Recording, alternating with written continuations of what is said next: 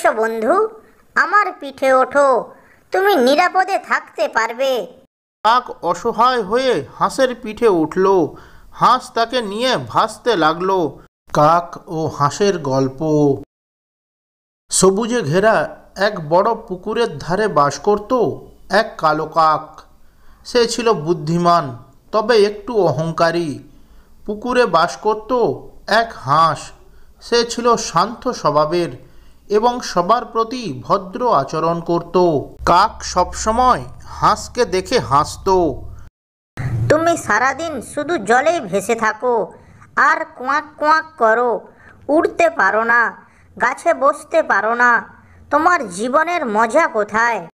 হাঁস মুচকি হেসে উত্তর দিল, প্রত্যেক প্রাণীরই আলাদা আলাদা গুণ আছে বন্ধু, আমারও আছে। কাক তা শুনে গুরুত্ব দিল না। একদিন দুপুরে প্রবল গরম পড়ল।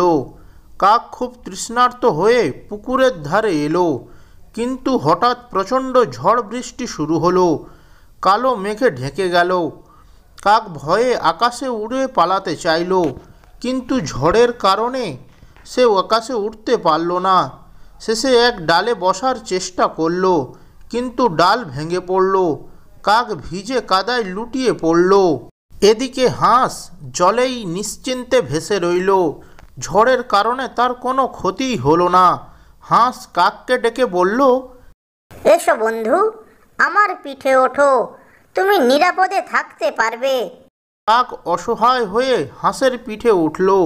হাঁস তাকে নিয়ে ভাসতে লাগলো। কিছুক্ষণ পর ঝড় থেমে গেল। কাক কৃতজ্ঞ মনে বলল, আজ বুঝলাম আমি অহংকারে ভুল করেছিলাম, তোমার গুণকে ছোট করে দেখেছিলাম।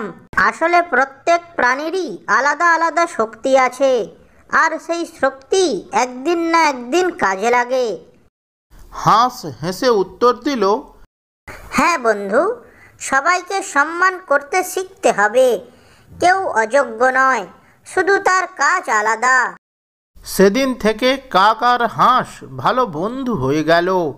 কাক আর অহংকার করল না, আর হাঁসও তাকে সবসময় পাশে রাখল। নীতি কথা, কাউকে ছোট করে দেখা উচিত নয়। প্রত্যেকেরই আলাদা শক্তি ও গুণ আছে, যা সঠিক সময়ে মূল্য প্রমাণ করে।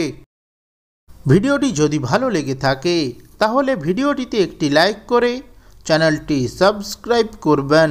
ধন্যবাদ।